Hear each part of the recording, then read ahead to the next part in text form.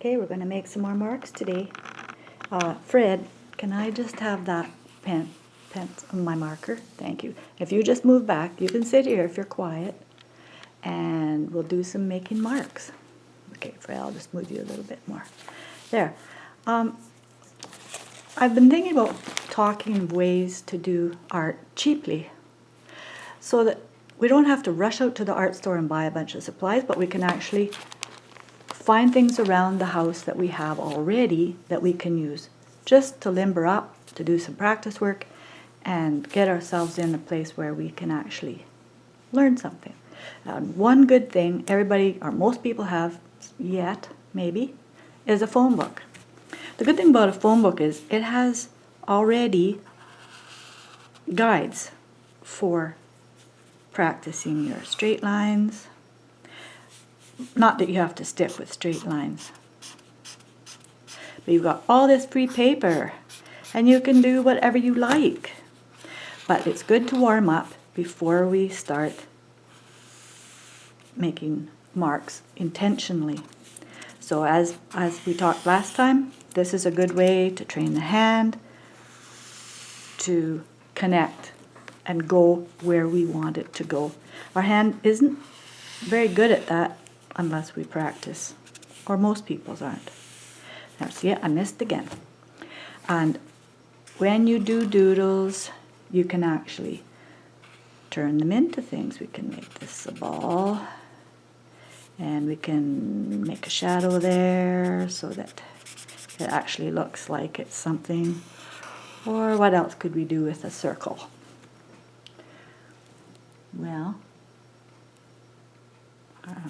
let's just make it into a if we could make it into a donut, but who's going to know it's a donut unless we put some shading? We're going to get doing things like that with shapes, but you can think of things to turn a circle into. And as we talked last time, it's good to practice ellipses. And of course, bike wheels use a lot of ellipses. And the nice thing about working in a phone book, it doesn't matter what it looks like. When you're done, you're not going to miss a page. And the worst that can happen is you end up with an interesting phone book. Fred, can you move out of the way a little bit there? Yeah. Another good thing about a phone book is I realized, look, there's even pictures in here, and I just doodled something. This shows that you don't really want your face just anywhere, because somebody's liable to doodle on it or turn it into a cartoon. So, but there's a good idea, is get yourself your phone book, and a marker's good, or colored markers. Another thing that's plentiful is a good old flyer. And I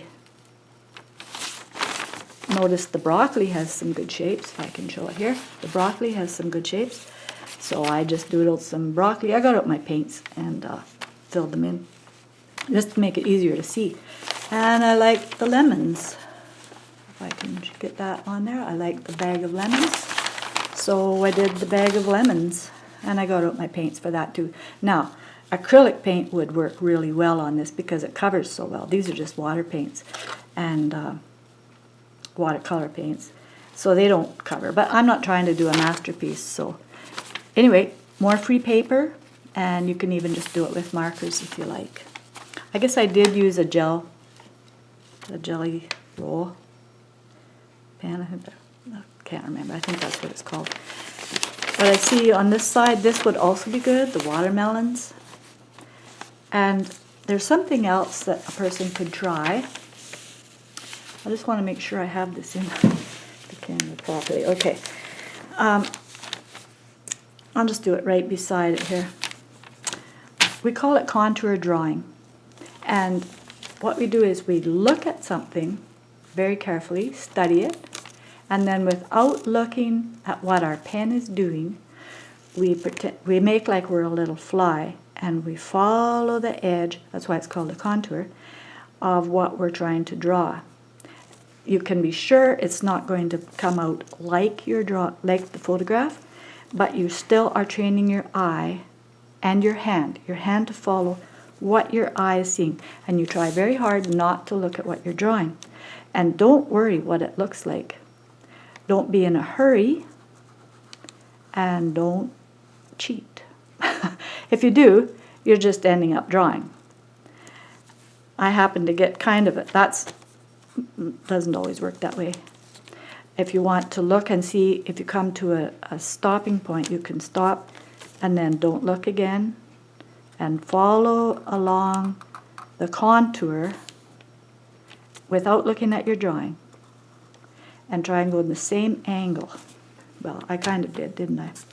So I see this marker isn't got a lot of marks left in it. I noticed this flyer had some good shapes, sorry, and there's something a little more interesting to draw than a watermelon. There are good shapes there. So a flyer is also really good practice.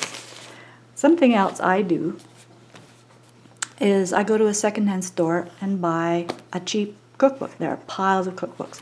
The reason I like a cookbook is because I use pen and ink, and it's got really good paper for pen and ink.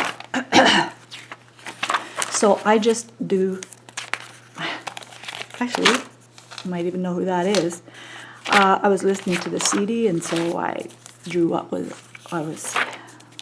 on the CD. Anyway, I just doodle in here. It doesn't matter what it turns out like.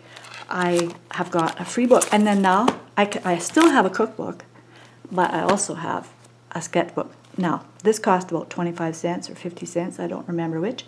You can spend $25 and get yourself a real sketchbook. The paper is thicker so that when you want to watercolor on it, it doesn't wrinkle the page. But my goal is to teach you ways to find things that are around, because the goal is to learn. It's not to amass amazing stuff. I could parade wonderful equipment that costs money. That's not my goal. What we need to do is look for what we have and use that. The one thing we have, everybody's been given to, or most everybody's been given to, and that's our hands. Our hands are the best tool, and our eyes. They do amazing things. We just have to use them. And we use what we have around us. Hopefully, to learn to make marks. Thanks for watching.